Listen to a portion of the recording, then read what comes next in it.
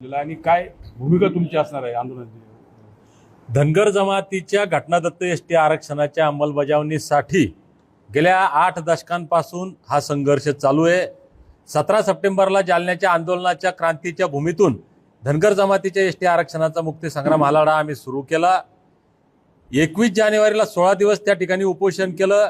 सरकारच्या वतीनं कसलाही प्रतिसाद मिळाला नाही, म्हणून 21 जानेवारीला मुंबईच्या आझाद मैदानात आमचा आवाज, आमच्या दुःख, आमच्या वेदना, आमचा आक्रोश, आमच्यावरचा अन्याय, आमच्या घटनादत्त अधिकाराची अंमलबजावणी व्हावी, आमच्या लेकराबाळांचं कल्याण व्हावं यासाठी 21 जानेवारीला मुंबईत जाण्याचं आम्ही जाहीर केलं होतं।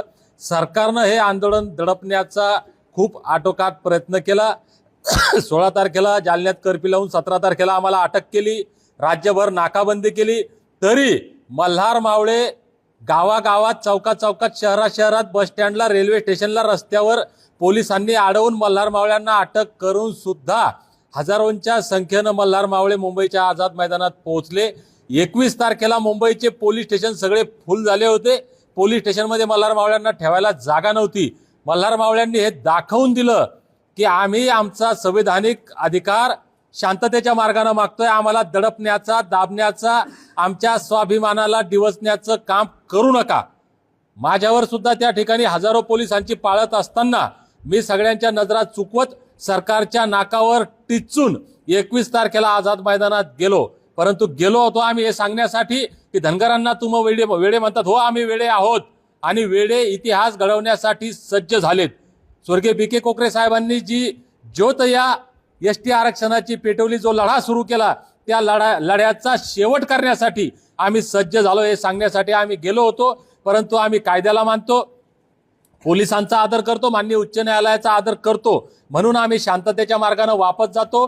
परत या ठिकाणी रीतसर परवानगी आम्ही त्यावेळेसही मागितली होती, त्यावेळेस नाकारली। आता परत एकदा रीतसर परवानगी आम्ही मागतो, तुम्ही आम्हाला परवानगी द्या। मुंबईचं आझाद मैदान हे आंदोलनाची भूमी आहे, आंदोलनाची जागा आहे आणि प्रत्येक नागरिकाला देशाच्या संविधानानुसार आपल्या न्याय हक्कासाठी, अधिकारासाठी आंदोलन करण्याचा अधिकार आहे। म्हणून 21 तारखेचं जे दडपशाहीला आम्ही न जुमानता शांततेच्या मार्गाने त्या ठिकाणी वापस आलो। आज या ठिकाणी शिर्डीमध्ये राज्यातील सर्व महत्त्वाच्या आमच्या बांधवांच्या साक्षीनं ही एक राज्यव्यापी निर्णायक बैठक होणार आहे, चालू आहे। आता या ठिकाणी आमचं पहिलं सत्र संपलंय, आता जेवणाचा ब्रेक आहे। नंतरच्या सत्रामध्ये आम्ही पुढच्या नियोजनाची तारीख हे ते ठरवणार आहेत। परंतु सरकारला आमची विनंती आहे, अजूनही तुमच्याकडे वेळ आहे। आम्ही मुंबईला येण्याच्या अगोदर आम्ही तुमच्याशी त्या दिवशी सुद्धा चर्चेसाठी तयार होतो, पण तुम्ही जर मगरुरीमध्ये असताल, तुम्ही जर मस्तीत असाल आणि धनगरांना हलकं समजण्याचा हलकटपणा जर करणार असाल तर येणारा काळ फार बिकट आहे। म्हणून फडणवीस साहेबांना माझी विनंती आहे की ज्या धनगरांनी तुम्हाला सत्ता दिली त्या धनगरांच्या स्वाभिमानाला डिवचण्याचं काम करू नका।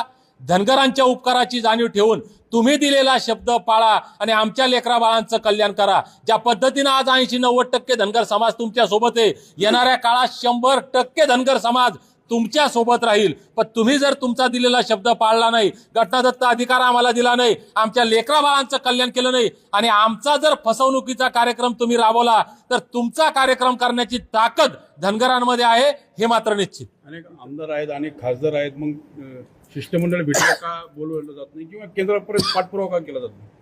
दुर्दैवानं या महाराष्ट्राचा 2 नंबरचा समाज म्हणवणारा धनगर समाज, धनगरांमुळे सत्तेत आलो म्हणणारे फडणवीस धनगरांना घाबरत नाहीत, कारण त्यांना माहिती आहे की धनगर आमच्या सोबत आहे। दुर्दैवानं मताच्या माध्यमातून ते दिसत नाही। ही जी मस्ती सरकारला आलेली आहे ही उतरणं गरजेचं आहे। आम्ही आमच्याही नेत्यांना आवाहन करतोय, वेळोवेळी आवाहन करतोय की ही लढाई कुण्या एकट्याची नाही, हा लढा आमच्या लेकराबाळांच्या कल्याणाचा आहे, आमच्या समाजाच्या अस्तित्वाचा, स्वाभिमानाचा हा लढा आहे। म्हणून प्रत्येकानं या लढ्यामध्ये ताकदीनं सहभागी होणं काळाची गरज आहे। बांधवांनो, उद्या आमचे लेकरं आम्हाला माफ करणार नाही।